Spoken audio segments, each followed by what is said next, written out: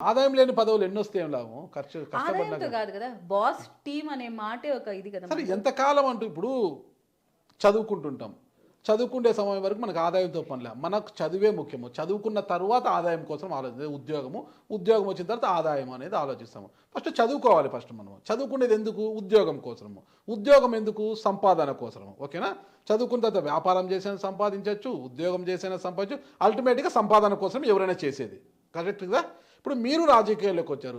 జీవితాంతం సేవ చేస్తుంటే కాదు కదా! రాజకీయాల్లోకి వచ్చిన తర్వాత మీకు ఒక పదవి ద్వారా వచ్చే సంపాదన, ఆ సంపాదనతో మిమ్మల్ని నమ్ముకున్న పదుగురికి మేలు చేయాలన్న ఆలోచన ఇవన్నీ ఉంటాయన్నమాట.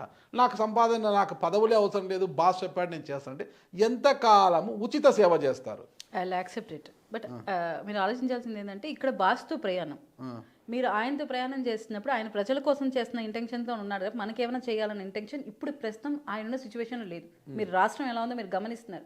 ఆయన జనవరి తర్వాత కొంచెం ఫ్రీ అవుతారు. దాని తర్వాత ఎవరికి ఏం పొజిషన్స్ వేయాలో మాట్లాడతారు. ఆల్రెడీ నేను బాస్ ప్రమాణ స్వీకారం అయిన తర్వాత కలిశాను పిఠాపురంలో. అప్పుడు నాకే ఆయన చెప్పారు, మేడం మీరు చెప్పండి కీర్తన గారు, మీకు ఏది ఏ శాఖలో ఇంట్రెస్ట్ ఉంది, ఏం చేయాలనుకుంటున్నారు, ఏ శాఖలోనా? అంటే దేంట్లో తీసుకోవాలనుకుంటున్నారు మీరు పొజిషన్స్, ఏది తీసుకుంటే మీకు బాగా చేయగలుగుతాను అన్నప్పుడు నేను ఏమన్నానంటే, అవసరం లేదు సార్, మీకు ఏది నచ్చితే అది ఇవ్వండి. సో నా డిపార్ట్మెంట్స్లో చెప్పండి అని కూడా అడిగాను నేను. ఆయన డిపార్ట్మెంట్స్ ఆయన ఇప్పుడు తీసుకున్న దాంట్లో కూడా, సార్ మీ ఇష్టం వచ్చింది మీరు చేయండి సార్, నాదేం ఉండదు అంటే పక్కన రోజు నా బాబానే నన్ను అడిగారు మళ్ళీ, ఎందుకు ఇలా చెప్పావు, పలాంది కావాలని నువ్వు చెప్పి అడిగి తీసుకోకెరుతున్నా అంటే, లేదన్నీ అది స్వార్థం అయిపోతుంది, ఆయనకు తెలుసు మీకు తెలుసు అని చెప్తే, నేను నా ప్రొఫైల్ ఇచ్చినప్పుడు కూడా నేను ఏమీ రాయలేదు. జస్ట్ వాళ్ళకి ఆబ్లిగేషన్స్లో ఏం పెట్టలేదు, జస్ట్ టిక్ మార్క్ పెట్టి వదిలేశాను. నాకు మీరు ఇవ్వాలనుకుంటే నా వాయిస్కి తగినట్టుగా నేను నలుగురికి న్యాయం చేసే విధంగా ఏమి ఇచ్చినా నేను తీసుకుంటానని చెప్పాను.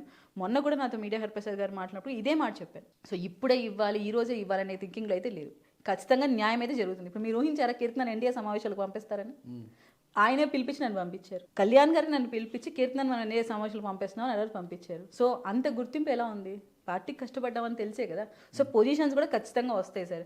మనం ఆ కంగారులో ఏమైనా మిస్టేక్స్ చేస్తామేమో కానీ ఖచ్చితంగా అందరికీ పొజిషన్స్ అనేవి ఉంటాయి. మనం తొందరపడి ఏమన్నా తప్పటడుగులు వేయకూడదు ఇప్పుడు ఈ టైంలో మాత్రం. ఎందుకంటే మనం అధికారంలో ఉన్న ప్రతి ఒక్కరి కళ్ళు మనపైనే ఉంటాయి కాబట్టి నిదానంగా ఓపికగా చేసుకుందాం. డబ్బు అంతిమ లక్ష్యం కాదు, పదవి అంతిమ లక్ష్యం కాదు.